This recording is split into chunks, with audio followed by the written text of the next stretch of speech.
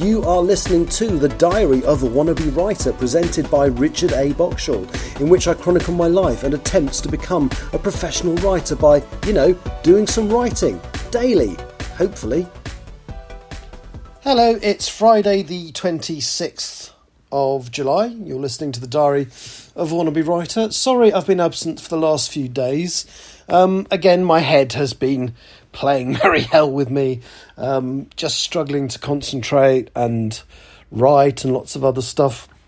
And the other thing, there was going to be one yesterday. I was going to do this yesterday, but Spotify have finally updated the app on my phone, and basically it meant that I was going to have to figure out, well, I kind of knew what I need to do to continue the podcast still on my phone, but I just wasn't in the mood to mess around and figure it out last night.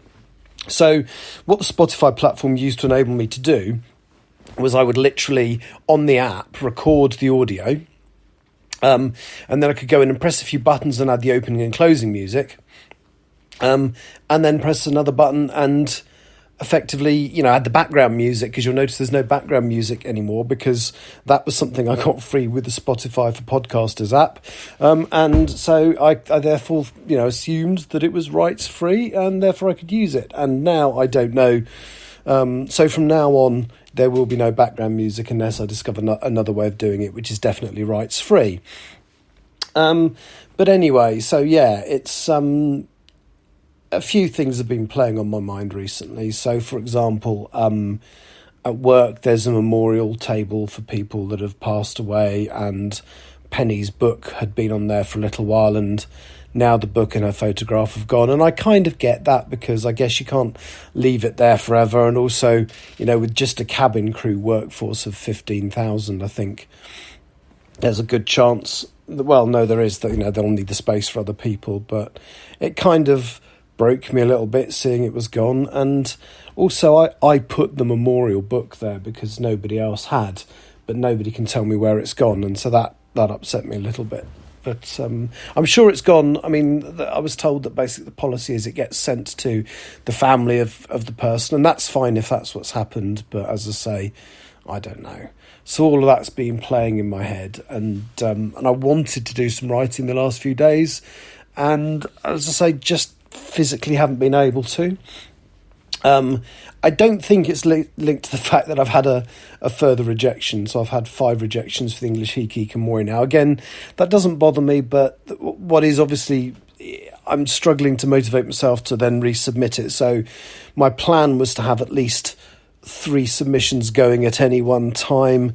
There's only 1 out there at the moment. So at some point in the very near future, I need to submit to 2 more agents. And again, it's an easy thing to do, but my brain and head have to be in the right place, and currently they're not. So yeah, it's a funny place my mind is in at the moment. My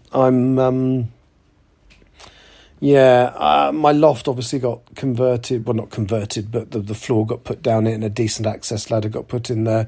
And a couple of days ago I started going through all the stuff that I took out the loft, because the loft is basically empty now. I'm not going to put anything up there that either I don't want to keep and isn't stored in a nice proper storage box. So I went and bought a load of these big 65 litre boxes. I'm going to need some more looking at it, but I went and bought these boxes and then started filling them, and they're actually quite big. So what I have to do is actually take the things I want to put up into the loft and put them into the box there, because the reality is I'm not going to be able to carry a 65 litre box up the ladders, but that's fine. So I've got one box nearly filled with CDs, one box nearly filled with magazines, and then there's a lot of stuff that just needs to be binned. So I seem to have the history of Sky decoders up there.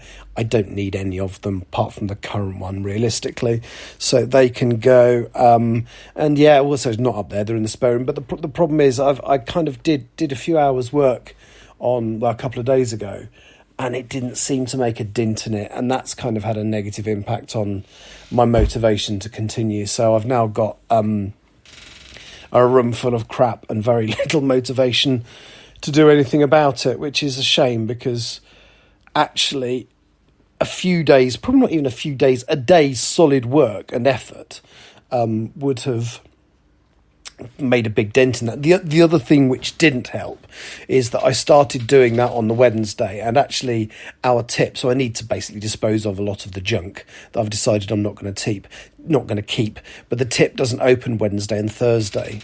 So if it had been open Wednesday and Thursday, I probably would have been motivated to do a few runs to the tip and get rid of it. Whereas what actually happened was I did a load of stuff on Wednesday and then thought, well, this will probably fill the car. The stuff I want to fill will probably fill the boot of the car now, but I can't do anything with it because the tip doesn't open until Friday.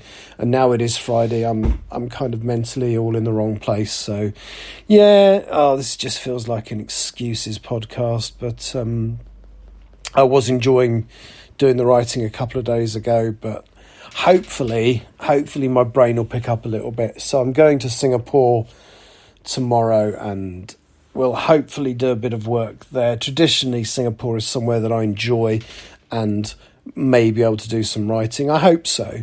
I've got fond memories of when I was planning this book 4 years ago, of sitting round, 5 years ago, sitting round a swimming pool in a hotel in Singapore, reading the material, the research material that I'd bought. I bought a couple of books.